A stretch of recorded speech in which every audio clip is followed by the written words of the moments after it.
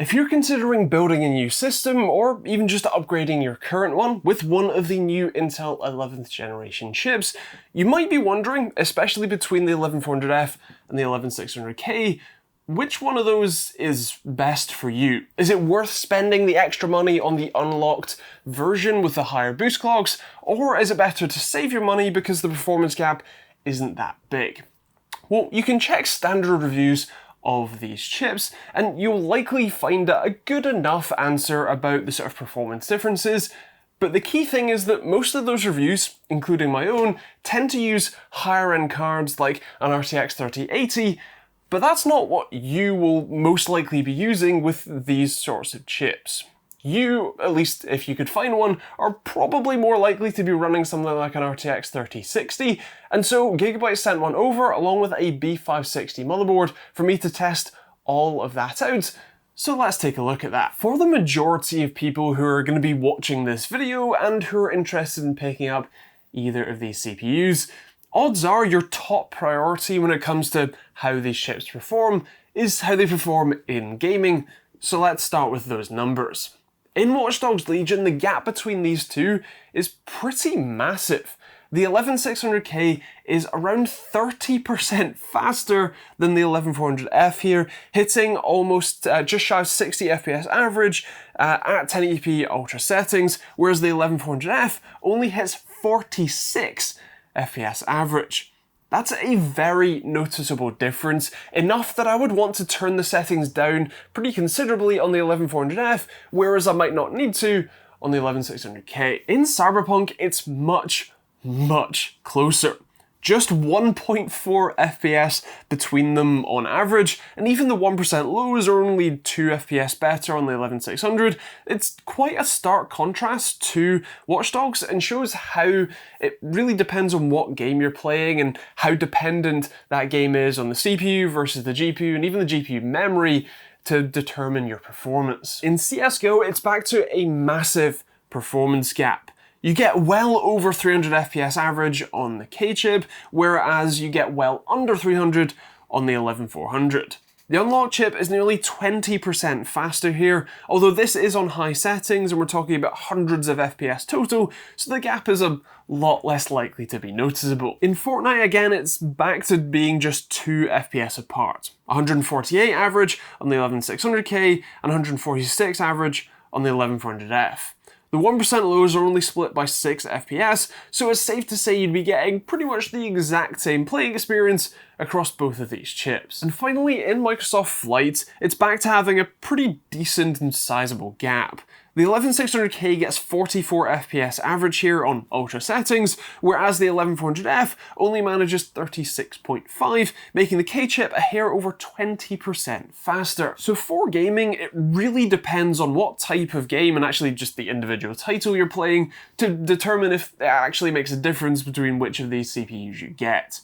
While the peak difference was around 30%, if you average out all of the performance differences across those games, it comes to around about 14% faster with the 11600K, which kinda works out. Of course, FPS in games isn't the only metric that you might care about when considering which one of these chips to buy.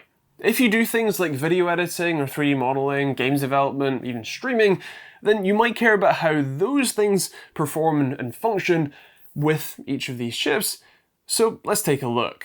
Now you might think that this is a clear victory for the 11600K because, well, it's a faster chip, it has higher boost clocks, you're looking at 4.9 GHz on single core versus just 4.4 on the 11400, but it's actually not quite as clear-cut as you might think. In single-threaded workloads, the 11600K absolutely demolishes the 11400F here. You're looking at around 13% faster in Cinebench R20 single-threaded, and that's a pretty sizable advantage. But when you move over to the multi-thread results, interestingly, it's really not that big of a gap.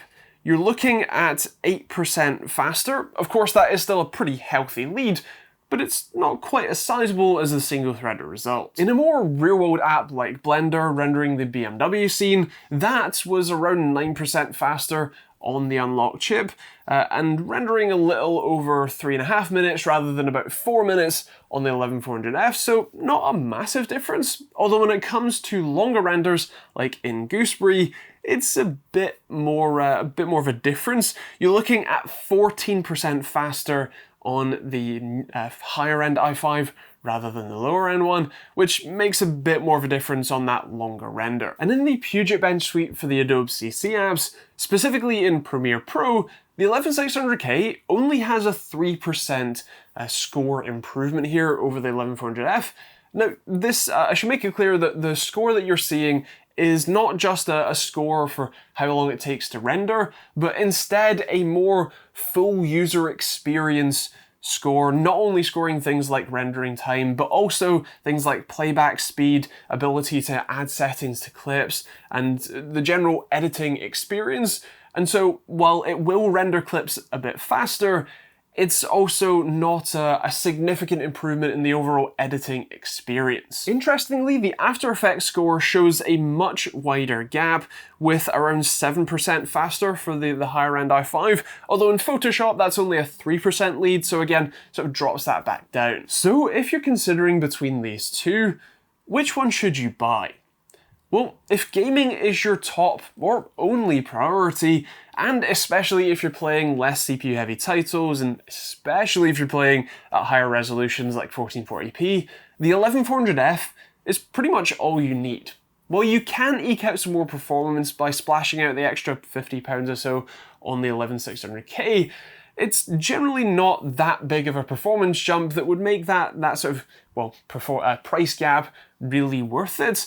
And so if you end up with an 11400F, you can rest easy knowing you're getting the most performance you can for your money. But if you also stream while you're gaming, or if you edit photos or videos, do some 3D modeling or game development, then you're gonna see a bit more of a performance advantage going the 11600K instead.